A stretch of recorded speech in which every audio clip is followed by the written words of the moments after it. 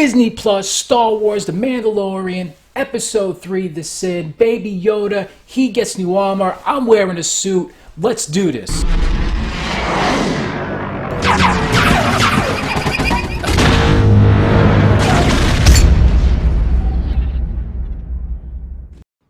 How's it going, everybody? This is Phil, and I took the jacket off. I figured it was a little overkill. In case you're wondering, normally I don't get dressed up for episode 3s of anything, or any episodes for that matter. I actually had a job interview today. I think it went pretty well, but I watched episode 3 this morning before I got dressed and ready to go to the interview, and then I had some things to do afterwards, and then when I came back I figured, hey, let me get into this review right away. There's no sense of getting changed. Who really cares? So with that being said, let's get started. So last episode, the Mandalorian makes his way from the planet where he finally got his bounty, Baby Yoda. He's making his way back to the outpost on the Outer Rim, and then we pick up with the child and the Mandalorian. They're on the ship. They're flying back so he can collect. And while they're on the ship, he speaks to Greef Karga. Greef Karga says this guy is happy as hell. I don't know if he's going to eat the thing, put it on his wall, whatever the case may be. And while all this conversation is going on between these two characters, you see little Baby Yoda. He climbs out of his crib and he makes his way over to the control panel of the Razor Crest, and he begins to take the knob off the top of one of the levers on the control panel, and he starts playing with it. He's putting it in his mouth, and then the Mandalorian turns to him and he says, hey, that's not a toy, and he picks him up. He puts it back in its crib, and he puts that little knob to the side. So he gets back to the planet where he's going to collect his bounty, and he starts making his way through this village, this outpost, and there's a real sense of just kind of danger here. Like you feel worried for this child. He's kind of making his way through with the Mandalorian, and he's looking all around, and he sees like all of these nefarious types of creatures and people and villagers, and it's just kind of like, this isn't the place for a child to be, and even though it's a precious bounty, it's a child nonetheless. Anyway, we arrive at the front door of the client at this outpost, and the Mandalorian knocks on the door, and you get that little security droid comes out. He gets two stormtroopers. They see the baby, and the whole time the baby's looking around, and there's a worried look on his face, and we as the viewers, we're worried for him. So the stormtroopers, they come out, they lead him down this hallway. One of them grabs this flying bassinet or crib, and the Mandalorian basically says to him, hey, be careful with that, be easy with that. And the stormtrooper's like, don't give us any backlip. So he's led down the hallway, and he's brought into this room where we first met the client in episode 1. Out walks the client with the doctor. They do an investigation. They scan Baby Yoda, and they're thrilled to see that he was brought to them safely. And the whole time, something doesn't feel right about this situation. And you could see the Mandalorian is kind of just like looking as this all takes place. And, he even questions him. He's like, how many fobs did you give out? Tracking fobs. And he's like, there was look, this was a high priority, and we needed it brought in, by any means, essentially. So the client makes his way back to the table, and he's like, hey, man, look, here we go. And he brings out the ice cream maker, the memory core, filled with Beskar, but not a Wilro hood to be found. So as Mandalorian he's looking at the Beskar, and Baby Yoda is being led out of the room, and Baby Yoda he keeps his eyes locked on the Mandalorian, and the Mandalorian looks over to him, and there's a connection here with these two characters at this point, and you get the sense that he's uneasy with, now that he brought it back and he did the job, he did the honorable thing, he abided by the code, but he's not really thrilled with this child being taken away. He wants to know what's going on, and he asks the client, he goes, what will you do with it? And the client pretty much looks at him, and he's like, look, man, don't ask, don't tell, and that's it. You did your job, you got all your Beskar, go get your armor, and stay out of our business. And that's pretty much that. So after that, the Mandalorian, he returns back to his little hidden base where all the other Mandalorians are, and he makes his way through there. He's got that case filled with all of the Beskar, and he walks towards the blacksmith that we saw in episode 1, and the Mandalorians begin to notice and follow. And while he's talking to her, a big Mandalorian comes in. Now this is John Favreau. I mean, it sounds like John Favreau. I'm assuming it's John Favreau. He's a big, stocky guy like John Favreau. So John Favreau shows up, the Favdalorian. He shows up, and him and the Mandalorian, they get into a skirmish, and then it's essentially broken up in a sense by the blacksmith. She's kind of leader of the pack here, and they all kind of fall in line. And they go back, they say this is the way. It seems to be their saying. So, that's kind of like their mantra. They follow it, and that kind of keeps them in check and say, hey, you know what? This is a brotherhood here. So she goes ahead and she creates new armor for him, and he explains that he killed a mudhorn, and she said, then that would be your signet, and he said, no, it wasn't me, it was an honorable kill. I had the help of an enemy. He considers Baby Yoda an enemy. At least in this conversation, I get the feeling that he's being a little bit cagey. He doesn't actually want to say that he was helped by a child, because how would that look? The Mandalorians are prideful, and it's probably not in his best interest to reveal that's how he was able to take down the Mudhorn. So in lieu of that, she goes ahead and she creates whistling birds for him that he's able to put in his wrist gauntlet. And she says, look, these things are they come in handy if you're surrounded by multiple adversaries, but that's it. It's almost like a one-shot deal. So, use them when only absolutely necessary. So after that, we end up with more smelting, a montage of more smelting and blacksmithing, and then he goes into another one of his flashback sequences, and I guess we get a little bit more of it, but it's almost like, every time he gets new armor made, he's triggered. And I don't know, maybe his father was a blacksmith. I have no idea. But, for me personally, I've never been a big fan with flashbacks or of flashbacks. It's something that was really introduced into the Star Wars movies in the Disney era. We really didn't, there was always stories or things that were alluded to in episodes, but we never saw like full-on flashbacks until recently. So, I mean, I think the character just works better if you don't really go too deep into his backstory. But, in this day and age, a lot of things end up being explained or over-explained, and, it's just the nature of the beast. But the flashbacks, I could do without, especially if we go back to another place where we create an armor. Let's skip the flashbacks. Just let's make the armor. Just give him the armor. Just flash forward. For a change. So the Mandalorian, he goes back to the Cantina where we first saw him in episode 1, where he met up with Grief Karga to get the bounties and to get paid. And he walks into this place, and I get the feeling it's just nothing but bounty hunters hang out here. It's almost kind of like the bar in Deadpool, where it's just all of these bounty hunters that hang out and get drunk, and they take jobs, and they come back, and they get paid. And that's the kind of situation that's going on here in this Cantina. So he walks up to him, and Grief Karga, he's happy to see him, and he's like yelling. He's like, first of all, the Mandalorian walks in, he's got all brand new armor. He's shiny as hell. He almost looks now more like Jango Fett than Boba Fett, with all of the new shiny metallic armor. So he walks in there, and everyone notices him already. And then Grief Karga is just kind of like, hey man, you're my best partner. It's like, dude, will you fucking kill it, man? These guys, they don't like me that much. It's like, what are you doing? So anyway, the Mandalorian says, look, I want another job. Get me another job. He picks a job out, and then he gets up to walk out, and he's like, what are they going to do with it? He's like, with what? He's like, with the child. He's like, I don't know. I didn't ask. It's against the code. So he leaves, makes his way back to his ship, and this is really a great moment. I thought it was just really well done. So he gets into his ship and he powers everything on, and he's flipping all of these switches, and he goes to reach for that lever from the beginning. And he notices that the knob is not there. It's still unscrewed. And he looks off to his right, and he sees the ball top for that knob sitting there. And he picks it up, and he looks at it. And you know that he's thinking about that child, and he's reflecting. And there's like this moment of deliberation.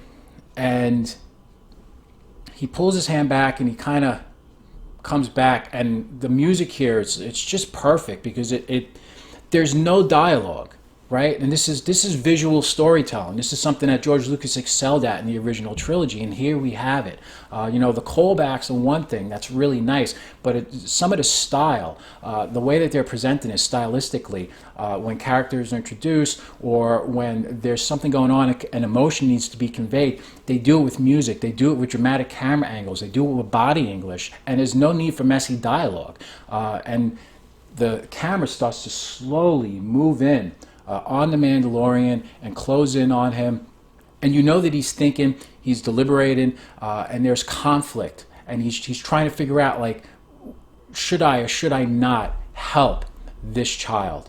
And then there's a moment, and he reaches over and he pulls that lever back and he turns all of the switches off, and he gets up, and you know at that moment he's going to save that kid. And that's cool. That is a cool moment. That is a hero defining moment. So in that instance, he goes from anti-hero to hero. So he makes his way back into town. He heads back to the headquarters for the client, and as he gets there, he goes down an alley, and he can see in a dumpster the discarded floating carriage that the child was in, and it cuts to the discarded carriage, and then it cuts back to the Mandalorian, and again you get this music, and it conveys emotion, and it's very well done. You get the feeling like he's like, you son of a bitches, right? So he goes, and he's getting into surveillance, and the client's like, look, extract whatever material. He's on the top of a roof. He's got his forked blaster. He's looking through the scope, and he's listening in on him, and you can kind of hear it. It's a little muddled, but he's just like, look, man, extract whatever you need as far as material is concerned, and let's get out of here. It's time to go. So with that, the Mandalorian, he goes and he sets a charge, blows a hole open in the side of the building there, and he makes his way in there, takes out a couple of stormtroopers, and then he finds the room with Dr. McCreepy. He's got a little Baby Yoda on the table. There's an interrogation droid that's flying, and it starts advancing towards him. He takes out the droid. The doctor, he cowers and says, look, he'd be dead already if it wasn't for me. I tried to keep him alive. He takes the kid, and he gets out of there, and now it's like this game, where it's cat and mouse, and the stormtroopers are coming from every different angle, and he's hiding and lurking in the shadows, and he's taking them out one by one, and he's using his blaster, he's using his flamethrower, he's using his grapple hook, he's using his survival knife. I mean, he's doing everything. You get to really see a lot of this guy's abilities on display here as he tries to make his way out of this place with this child safely. Then he arrives back into the room where we first had the meeting, where he first met the client, and he's surrounded by 4 stormtroopers. He was surrounded by 4 stormtroopers in episode 1. So this is kind of like, well, what's going to happen? We got you outnumbered 4-1. And he's like, I like those odds. So he puts the baby down and he activates the whistling birds, and those things, they come flying out, they whip all over the room, and it's total Stark tech, right? It's something you would see in Iron Man. It's stuff we have seen in Iron Man. But really cool. It takes all these stormtroopers out. He gets the hell out of there. So as he makes his way out, he's going through the outpost, and you could see they cut to the bar, the Cantina, and all of those tracking fobs start going off. It's like the instant that kid was on the run, everybody got the word. They put out the APB, and everyone now is going to be looking for this kid. So they just look, and you see this whole entire Cantina, and everyone is just beeping and blinking, and you see Grief Karga, and he's looking at it, and it's like shit. So they go outside. They cut to outside. He's making his way through town. He's trying to get to his ship, and slowly but surely you see all of these bounty hunters. They start tracking him. They're following him, and then eventually he gets surrounded. Grief Karga confronts him, and he essentially says no, and he doesn't turn the baby over. He starts a firefight with these guys. He jumps into a nearby cart with an astromech droid for a driver. He tells the droid to drive. Droid says no. He says drive. Droid starts moving forward. Eventually, Grief Karga, he nails the astromech droid. The cart stops, and then again he's surrounded. He's pinned now, and then he takes out that forked blaster, and he starts disintegrating people. Like, it is one of the most satisfying things is to see disintegrations. I when he when he fires off that rifle and these guys just blast into a million bits, it is so satisfying. I love it. I love it. So he gets surrounded. They close in on him again, and somebody really gets close to him, and again, a firefight starts ensuing, and they're firing upon him, and he covers the baby, and he's looking at him, and the baby's looking up at him, and then over his shoulder, you see a missile come flying into the screen, and all of these Mandalorians, they just descend down on this battlefield, and they start taking out all of these thugs and mercenaries and bounty hunters and scumbags, and then you see the Favdalorian, he comes down and he's got this heavy repeating blaster, and he's just laying waste to everybody. So the Mandalorian, he makes his way back to his ship, and Grief Karga actually made his way out of there. He gets to drop on him, but the Mandalorian's able to distract him. I believe it was the cargo freezing chamber that he set off, and that created a steam mist that he was able to kind of sneak out of the way, or dart out of the way, and Grief Karga didn't know what he was firing at. The Mandalorian gets to drop on him, shoots him in the chest, and then he gets knocked out of the ship, and then he takes off, and of course we cut to Grief Karga. He's got the Beskar in his pocket, which saved him, and then we go back, and the Mandalorian, he's in the ship. He's flying off. Where, as of right now, we don't know. And then we see little baby Yoda. He comes up on the control panel, and he's kind of reaching up. And the Mandalorian, he looks down, and he knows that he's reaching for the knob, and he unscrews the knob this time, and he drops it in his hand. And then it cuts to the outside of the ship, and it just takes off and goes into hyperspace, and where we don't know. And that's the episode. Whew. Man, I loved it. It was really cool, a lot of fun. The thing that I liked about this episode was, I noticed that there was a lot of storytelling that didn't involve dialogue. And, obviously the Mandalorian, he's kind of a quiet, silent type. He doesn't have a lot to say. He's got a dry sense of humor, but it works for the character. And the one thing that they do, though, they're able to convey emotion with just subtle camera angles and body English and music. They use other tools at their disposal to give us a sense of what may be going on through this character's mind without the use of dialogue. And that's something that George Lucas used effectively. If you go back to A New Hope, if you remember when the Imperial Star Destroyer, it's chasing the Tantive 4, and they get it, and all of the stormtroopers, they board the ship, and there's that big firefight in the hallway there, and they take out the rebels, and then at the end, you get that dun dun dun, and then Darth Vader comes in, and it's like he walks through this mist, and he's got the breathing, and he's dressed in black, and nobody turns to another person and says, hey man, I hear that's Darth Vader, that's like the baddest dude in the galaxy. It's not needed. You understand immediately, this is a bad guy, right? And that's the way that George Lucas was able to really be efficient with just getting across the meaning of certain things visually in his story without getting weighed down by heavy exposition and a lot of talking. It's unnecessary. So it's a very efficient form of storytelling that's going on here, and it does harken back to the original trilogy. So I like to see that. Other than that, again, it was just, for me, it was a really good episode. They've all been good, and now we've had an hour and a half of quality Star Wars. Not 3 weeks in a row, but it's been 2 weeks in a row, 3 episodes, and it's been a lot of fun. And it's been consistent.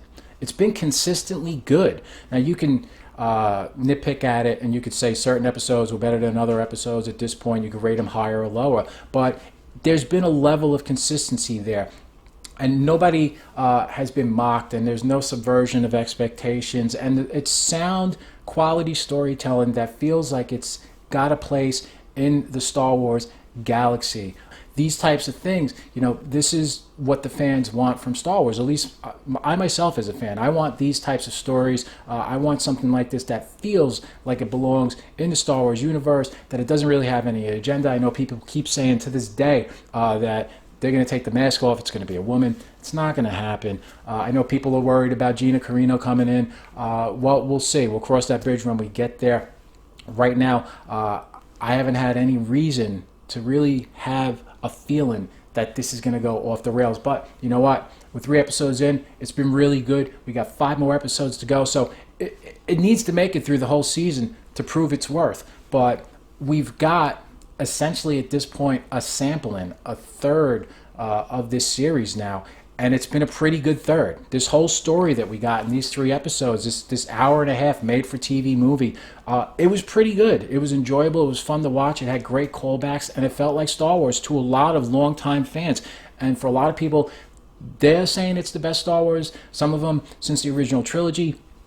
Some of them are saying since Rogue One. Because I said Rogue One does get a pass for the most part from a lot of people, but it feels better than a lot of other stuff. And you know, again, you have Filoni, you have Favreau.